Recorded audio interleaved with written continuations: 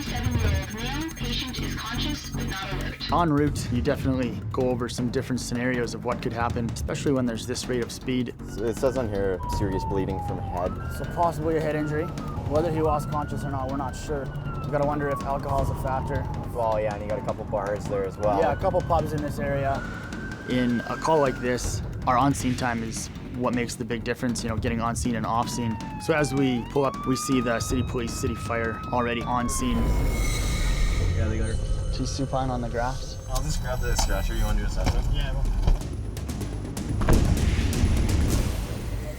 Not too bad. He was over at the pub over there, and they just passed out, and Booth had to kick him out. He made his way over here. Okay. Crossing the road, and this car that was just coming in this turn lane. Is this the vehicle that hit him there? Do you know how fast that car was going when they Not at all. We had to talk to them. Sure, I'll just take a quick listen to it as long as you're Take a nice deep breath for me, bud. Upon making patient contact, we do what's called a rapid trauma assessment. Good, and out. For any significant or life-threatening injuries, and our goal is to have this done in under 1 to 2 minutes. Yeah, you went up. You didn't go on the window, but it looks like you came off. When we get called for a person that's been hit by a car, we worry about a whole multitude of situations. How did they land on the car? Did they go up and over? Did they go down and under? Were they dragged? Did they go through the windshield? It's a huge puzzle that we have to piece together. So you witnessed this? Yeah, I saw him, this guy, beeline out of the intersection at a green light. So he was jaywalking then? Yeah, we were easily going 60. And he got hit. Travel like 10 to 15 feet in the air before landing. Do you have any pain down your neck or your back? We want to try to minimize the movement of that particular bone if it does happen to be fractured, just to prevent further injury. Do you remember getting hit by a car? No? Did you black out? Okay, you know what? We'll sit him up right now. We're gonna set you up here, bud. No, you're coming to the hospital with us, bud. You just gotta protect your neck, okay? Okay. Shuffle this way. You're gonna turn around, you're gonna feel the bed behind your legs, okay? This patient was very lucky to escape this incident with just the injuries that he had. The high rate of speed the car was traveling could have caused much more damage. 19 years old, loss of consciousness. With the patient being intoxicated, not aware of what was gonna happen, most likely reduced the amount of injuries he sustained. We're gonna take him to the hospital now. He's really lucky that it wasn't worse.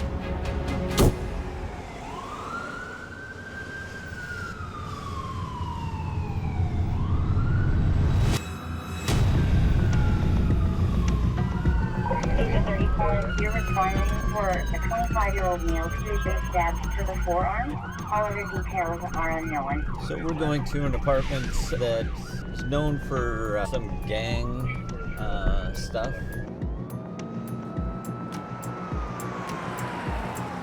I'm wondering if it's not these little ones up here. Yeah, guaranteed that's where it is. We just kind of have to wait till the area is safe before we can go on scene. It's important that city police arrive on some scenes first before we get there, just to ensure that we're safe in doing our job. Therefore, stab to the forearm and just confirm code 8's on scene. Code 8 is our code for Saskatoon City Police. It's very important that we secure the scene. Both code 8 is on scene. It is now safe to proceed. Yeah. The problem with a stabbing is that you don't know the depth of the injury. You can see on the surface the length and width, but you don't know how deep it's gone. Are we going right upstairs, or? Okay. There could be an arterial bleed, and an arterial bleed is life-threatening, and a person can die within minutes. Do you want to come to the truck? Maybe we'll check you out. Have a seat on the bench there, bro. Bleeding lots? Was. Okay, just leave it like that for now. Was it spurting blood, or was it? At first it was. We see the police have actually already applied a tourniquet to stop the bleeding. So what happened, bud? Sometimes somebody will have an injury that they can see or feel, but not realize they've been stabbed somewhere else. We call that a distracting injury. Is that it? You weren't stabbed anywhere else, eh? Poke me on this side somewhere. Maybe on my head. Yeah. They're so focused on the injury that they can see that they don't feel anything else. Can you move your fingers? I can, but my arm's going real numbly. Yeah, Yeah, because the tourniquet's on. We put a tourniquet on above the wound, and we use use it to stop the blood flow. I think we're gonna try with the tourniquet off. I don't think it's arterial, and if we need to put the tourniquet back on, we can do that. We're gonna keep it though, just in case. For a city police officer to identify a major wound like that, to have a tourniquet on him and essentially treat the patient before we even arrive is fantastic. Maybe I can have that thing back then. Do you want to toss me that tourniquet? Sure. Has blood on it. It was very quick thinking of the officer to apply that tourniquet. Not all police officers carry them. What type of knife did she use? Like a little kitchen knife. He was lucky. It could have been a lot worse. The knife was bigger. If it was sharper, it could have died right then and there. I need a finger. I was gonna die or something. Yeah, the mean streets of Saskatoon.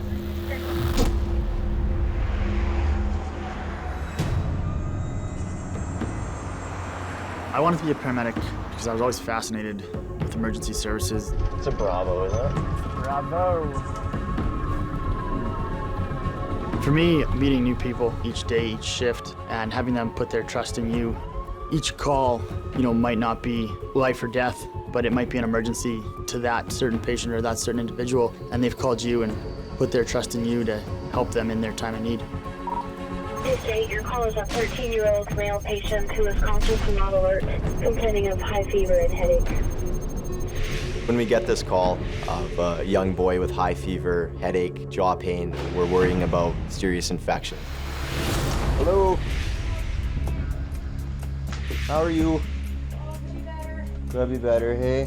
What's going on today? He stepped on a nail a couple days ago, or like this piece of metal in his foot, and then just... You go get that checked out? Yeah, he did, and they gave him some medicine for it, but just today, he just like, all of a sudden he had this headache, and now he's having muscle spasm. Mom says he stepped on a piece of metal or a nail? Yeah, in the bathroom, a piece of metal on the floor. Okay, how's your face feel? Okay. Everywhere? Just my face. Okay. I have a bad headache. Can you open your mouth for me? Is your jaw hurt at all? Really? Okay. Okay, I'm gonna take a look at your foot here too, okay? That cut near the heel is from that metal? Yeah. It looks infected. I think this is a bit of an infection that's going on. It's kind of gone through his blood. Okay, look at me. Go like that. Puff your cheeks out. Don't let me push him in. Perfect. Okay, so you said you've been puking a bit? I was puking like 3 recently. He is definitely sick, and any infection left untreated has the potential of worsening or becoming fatal. Can you feel me touching your hands? Yeah? Does it feel the same on both sides? No. He needs to go to the hospital. He's not acting appropriately. He looks unwell from just anybody's standpoint. Grab my hand. So vomited earlier. Yeah, you're really warm. We're concerned this patient is becoming septic, which is when the infection spreads throughout the body. Let's stand up for just a quick minute, bud. So we're gonna put this tarp underneath your bottom, okay? We're gonna carry you out of the house, okay? You can sit back down. How does it feel to stand? There you go. How have you been eating? Okay, no appetite? We're going to take him to the hospital. They'll do tests, blood work, and if needed, he'll be treated with antibiotics. An incident like this can be scary for a young patient and his family, especially if the infection starts to spread throughout the body. But being normally healthy, quite confident he'll have a full recovery.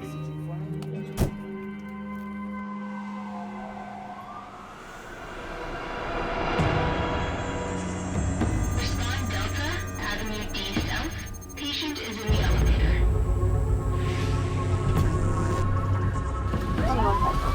I think that's the same building. Going for a man down, unconscious in the elevator.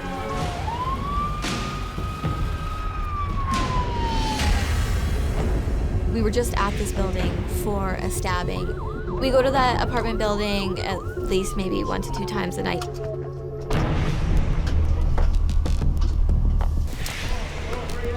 We arrive on scene and we find a male passed out in the elevator in our previous patient's blood. Sir, you want to wake up? City police, are you okay? Who called us in? I recognize this. Someone from the city. Hi. You've been drinking. Some paramedics. How are you feeling? What's your name, sir? What? Hey. So we wake the gentleman up and he's not happy to see us. What? Can we take you to St. Paul's? What? Initially, I believe that he thought we were police officers, and a lot of the time, they're not happy to see police. No, if you don't go to the hospital, you're going to jail. People are combative because you're ruining their good time, you're taking them away from their situation, and they just want to be left alone. What if we give you a good place to sleep tonight? There'll be a bed and a blanket and maybe a sandwich. Don't start getting rowdy. Are you gonna crawl up under this bed? Come on. Don't start that. You're just gonna be calm, eh? 1, 2, 3.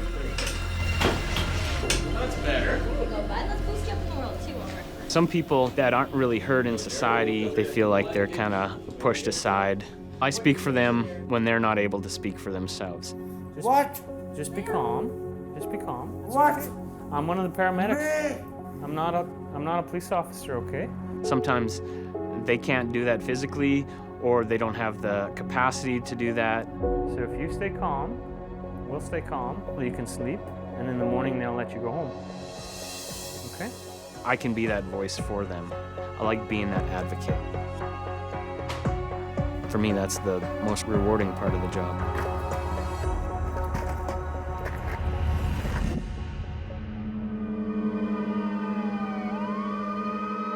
This is a Delta response to a white car in a parking lot. Report of an unconscious male, status unknown.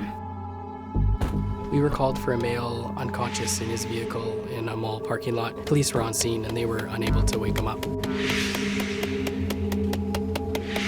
Hello? Now comes the question, is it alcohol, is it drugs, or is it another medical condition? Did he have a heart attack? If it was a medical emergency, such as a heart attack or low blood sugar, he's not going to suddenly wake up and open the door. In the bottom corner. That's Gotta it. make sure that he's okay. Sir! Well, no, because that's not gonna stop. He's moving. Hey! Okay. Put it in park! Put it in park! You want us to pop it? We gotta. Put it in park! Roll the window down and open the door! Hey, just a minute, where's this for? No, it wasn't. No, it wasn't. Smashed your window because you weren't listening. Because you were putting it in drive, sir. We can't have you doing that. No, it wasn't that at all. Do you have any medical issues that we need to know about? They're probably going to take him, but we're going to medically check him out and make sure that it's not a medical thing. So we're just gonna take your blood pressure, your vital signs, see if you're okay, okay? Do you have any medical problems? We'll get you to stand up for me, okay?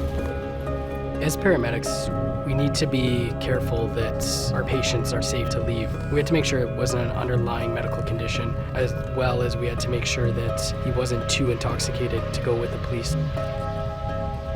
Let's saddle up.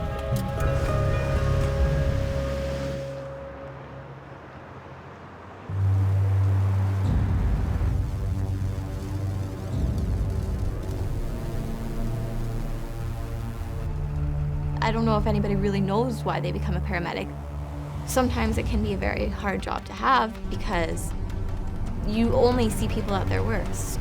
But, you know, you just want to help people. It's just what we do.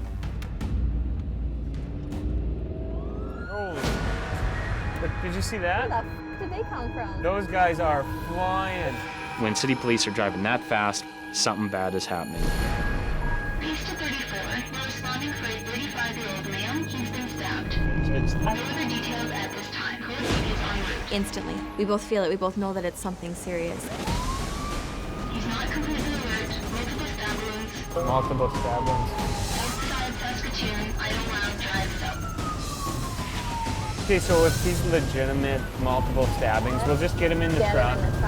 Yeah, and then we'll just go. Pista 34, call has just been upgraded to Delta. We're just about there. So city police, they want to know how long it's going to be before we get there. That happens very rarely, and when it does happen, Holly and I both know that that's a serious call. Come on, lady. Keep your head on the swivel. There he is, right up against the wall.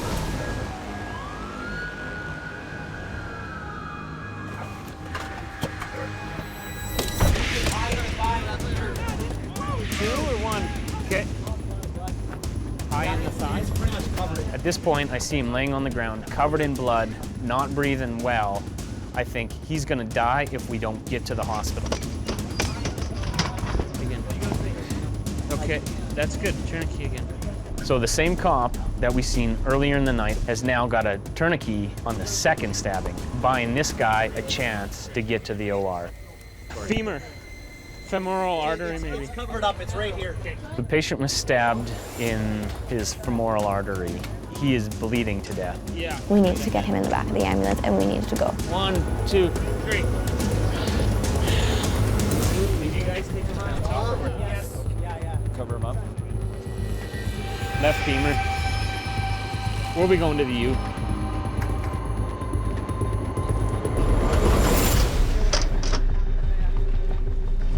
Where? Right here, it's covered. Oh, okay. We're just gonna get a quick pressure here. How old is he, do you think? I'd say 34, 35 maybe.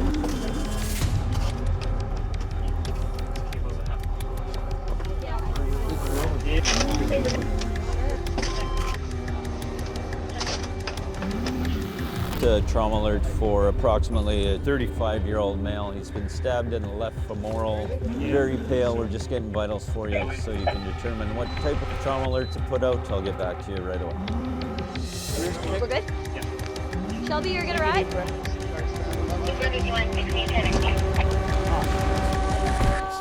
good? Just yell those vitals for me when... I can't get an accurate pressure, Holly. Heart rate is 33. He's gonna code here right away.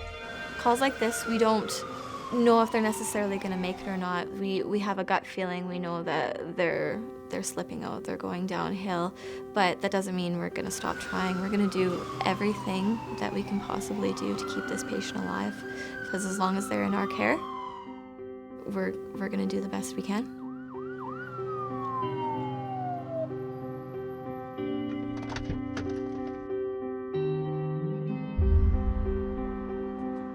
When you go out for drinks with your friends, or you go home and your parents ask how your day at work was or something like that, it's really tough to put that into words, you know?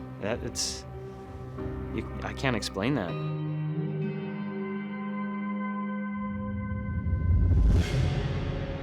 Earlier in the night, we responded to the gentleman that was hit by a motor vehicle at a high rate of speed. Do you remember getting hit by a car? No. No? Did you black out? He was admitted for the night. He spent the night in Emerge, but left the following morning against medical orders. So the first stab wound patient of the night. Was it spurting blood or what? Yeah, at first it was. It was discovered in hospital that he did have an arterial bleed, went to the OR for repair of the injury, and admitted to hospital to recover. Our second stabbing victim, we got him to the hospital as fast as we could. I can't get an accurate pressure, Holly. 3 is Bravo to the... We get to the hospital. He goes into cardiac arrest twice in the emergency room. By this point in time, he was basically gone. Absolutely, it's tragic, and I feel bad for his family and his friends. Just because of one night, one mistake, he's gone. I wish there was more that we could have done so that he could have walked out of the hospital.